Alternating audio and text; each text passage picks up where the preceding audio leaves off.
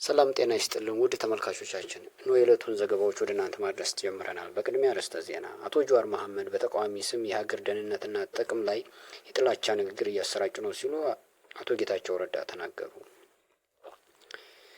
የተባበሩት መንግስታት ድርጅት ዋና ጸሐፊ አንቶኒዮ ጉተረዝን ጨምሮ የተለያዩ ሀገራት መሪዎች ለአፍሪካ ህብረት ስብሰባ ወደ አዲስ አበባ ገቡ። በመቀሌ ከተማ የተሰማው ፍንዳታ ምንነትና መንስኤው። ኢትዮጵያ የሮይተርስ ዜና ወኪል ጋዜጠኞችን የስራ ፈቃድ ነጠቀች። አቶ ጀዋር መሐመድ በተቃዋሚ ስም በሀገር ደህንነትና ጥቅም ላይ ጥላቻን እያሰራጩ ነው ሲሉ የቀድሞው የህወሓት ቃል አቀባይና የአሁኑ የጠቅላይ ሚኒስትሩ የምስራቅ አፍሪካ ጉዳዮች አማካሪ አቶ ጌታቸው ረዳ ተናገሩ። አቶ ጌታቸው አክለውም አቶ ጀዋር ራሱን እንደ ተቃዋሚ ፖለቲከኛ ቢቆጥርም በሀገር ደህንነትና ብሔራዊ ጥቅም ላይ አሉታዊ ሀሳብ እያራመደ ነው ሲሉ ትችታቸውን ገልጸዋል። አቶ ጌታቸው ትናንት ምሽት ማለትም የካቲት 5 ቀን 2018 ዓመተ ምህረት በግል ማህበራዊ ሚዲያ ገጽ ላይ በእንግሊዝኛ ቋንቋ ባሰፈሩት ጽሑፍ በጠቅላይ ሚኒስትሩ ላይ ያለህን የግል ተቃውሞ ከኢትዮጵያ የረጅም ጊዜ ብሔራዊ ጥቅም ጋር አዳብላ የምታቀርብበት መንገድ በእጅጉ የሚደነቅ ነው በማለት በአሽሙር ትችታቸውን ገልጸዋል። ይህ ሁኔታ እንዳለ ሆኖ ገዢው ፓርቲን መጥላት በገዢው መንግስትና ብሔራዊ ጥቅም ላይ ያለውን ልዩነት ከመለየት ነፃ አያደርግህም ሲሉ ተችተዋል። ይህ በእንዲህ እንዳለ አቶ ጌታቸው ኢትዮጵያ በሱዳን ግጭት ዙሪያ ስልታዊ ጥቅሟን ለማስጠበቅ የምታደርገውን ጥረት አቶ ጀዋር በተደጋጋሚ ሲያወግዝ እንደሰነበተ ጠቅሰዋል። የኢትዮጵያ ዘላቂ ጥቅም ገዢውን ፓርቲ ከመጥላት ጋር ለድርድር የሚቀርቡ አይደሉም ያሉት አቶ ጌታቸው የገዢ ፓርቲ ጥላቻን ከብሔራዊ ጥቅም ጋር የመለየት አቅም እንደተሳነህ አሳይተሃል ያሉትን አቶ ጀዋር መሐመድን እንኳን ደስ አለህ ሲሉ በአሽሙር ትችታቸውን ተናግረዋል። የሳውዲ አረቢያ ምክትል ውጭ ጉዳይ ሚኒስትር በዛሬው ዕለት በአስመራ ከኢሳያስ አፈወርቂ ጋር መወያየታቸው ታውቋል።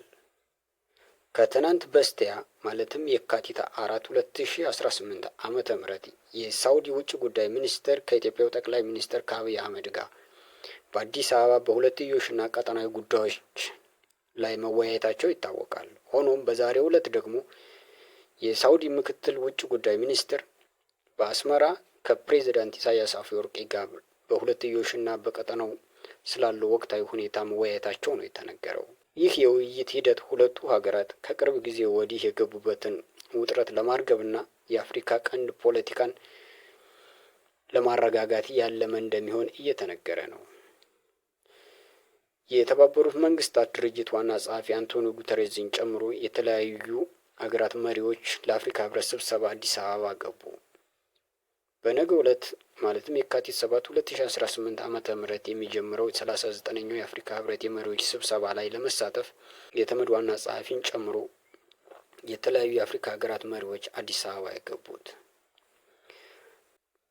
በዚህ የመሪዎች ጉባኤ ስብሰባ ላይ ኢትዮጵያ ብሔራዊ ጥቅሞቿን በሚያስጠብቁና ከፍ በሚያደርጉ ጉዳዮች ላይ በንቁ ለመሳተፍ ብርቱ ዝግጅት እንዳደረገች ነው በመንግስት ኮሚኒኬሽን አገልግሎት የተገለጸው። በመቀሌ የተሰማው ፍንዳታ ምንነትና መንስኤው።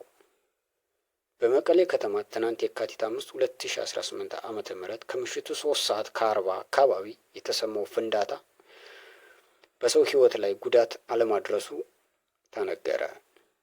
ይህ ፍንዳታ የተከሰተው በክልሉ ዋና መቀመጫ መቀሌ ከተማ በመቀሌ ዩኒቨርሲቲ አካባቢ የፍንዳታ ድምጽ መሰማቱ የተነገረ ሲሆን ሆኖም ግን በሰውና በንብረት ላይ ጉዳት አለማድረሱ ነው የተነገረው።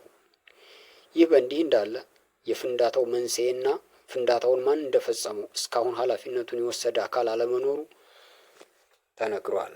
ኢትዮጵያ የሮይተርስ ዜና ወኪል ጋዜጠኞችን የስራ ፈቃድ ነጠቀች። ኢትዮጵያ የሮይተርስ ዜና ወኪል ጋዜጠኞችን በሀገሪቱ የመስራት መብት እንደነጠቀች የፈረንሳዩ ዜና አገልግሎት ዘገበ። በመጪው ቅዳሜና እሁድ በአዲስ አበባ የሚካሄደውን 39ኛው የአፍሪካ ህብረት የመሪዎች ጉባኤ ላይ ለመሳተፍ ለሮይተርስ የተሰጠው ፈቃድ እንደተሰረዘ የዜና ወኪሉ ቃል አቀባይ በኢሜይል እንደገለጹ ዘገባው ይጠቁማል።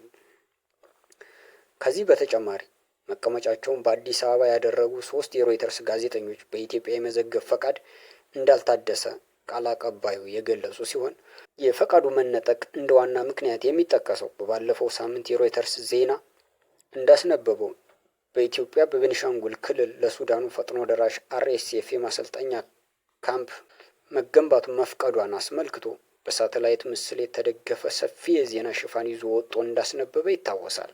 በጋዜጠኞች የመስራት እገዳ ምክንያት ሮይተርስ ምንም ያለው ነገር ባይኖርም ብዙዎች እንደ ምክንያት የሚያነሱት ግን በባለፈው የሮይተርስ ዜና አገልግሎት ይዞት በወጣው በሳተላይት ምስል የተደገፈ የሱዳን ፈጥኖ ደራሽ ካምፕ በኢትዮጵያ መሰራቱን በስፋት መሰራጨቱን ተከትሎ የመጣ የውሳኔ ሀሳብ እንደሆነ ብዙዎች ይናገራሉ።